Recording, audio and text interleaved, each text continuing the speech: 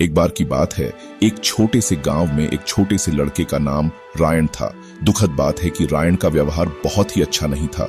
वह कभी कृपया या धन्यवाद नहीं कहता था और वह हमेशा लोगों को धक्का देता और धक्का मारता था ताकि वह जो चाहता हो वह प्राप्त कर सके। एक दिन जब रायन स्कूल से घर आ रहा था, उसने एक बूढ़ी औरत को देखा जो अपनी भारी बोरियों को उठाने में संघर्ष कर रही थी। यदि चाहे तो रायन आसानी से मदद कर सकता था, लेकिन वह सिर्फ आगे बढ़ता गया और बूढ़ी औरत की मदद की ओर नहीं देखता। यह घटना हालात को बदलने का समय बनाई। अगले दिन भाग्य ने एक मिलान का आयोजन किया जिसमें रायन और वृद्ध महिला मिले पार्क में। उसने उसे शतरंज खेलने की दावत दी। रायन थोड़ी देर के लिए हिचकिचाया, लेकिन आखिरकार इस आग्रह को स्वीकार किया। चुनौतीपूर्ण खेल के माध्यम से वह महसूस करने लगा कि मिसेस स्मिथ की दयालुता और ज्ञान से वह अधिक आवश्यक हो जा रहे थे। उसका मन समय के साथ कम होने लगा और उसने अपने पिछले असभ्यता के लिए पछतावा महसूस किया। जैसे ही उनका शतरंज खेल समाप्त हुआ, रायन ने मिसेस स्मिथ के साथ बिताए गए मजेदार समय के लिए आभार व्यक्त किया, कहते हुए, मिसेस स्मिथ, मेरे साथ शतरंज खेलने के लिए धन्यवाद। मुझे बहुत मजा आया। मिसेस स्मिथ ने मुस्कुराकर कहा, तुम्हारा स्वागत है रायन। मुझे खुशी है कि तुमने मजा किया, लेकिन मेरे पास तुमसे एक सवाल है। रायन ने सिर झुकाया और कहा, मुझे नहीं पता। मुझे लगता है मैं सवाली नहीं होने के आदी हूँ।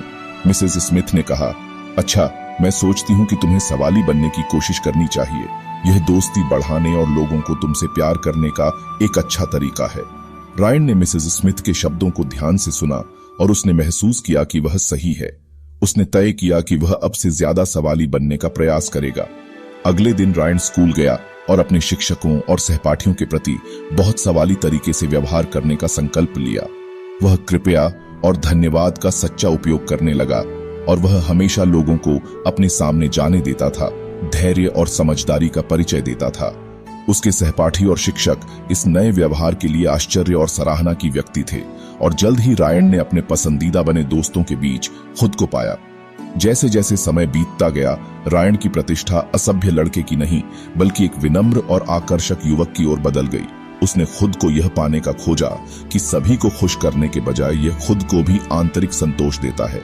उसके इंटरेक्शन अब गर्माहट और समझ में भरे हुए थे, जिससे उसका जीवन अमीर और अर्थपूर्ण हो गया।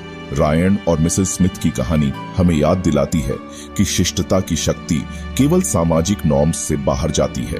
इसकी शक्ति जीवन को परिवर्तित करने, संबंधों को मेढ़ने और आत्म मूल्य की भावना को विकसित करने की क्षमता है। एक दुनिया में जहां दया एक खजाना है, रायन की यात्रा एक आशा और प्रेरणा की प्रकाशक बनती है, जो हमें याद दिलाती है कि हृदय के बदलाव से परिणाम स्वरूप कर्मभूमि का भी बदलाव हो सकता है।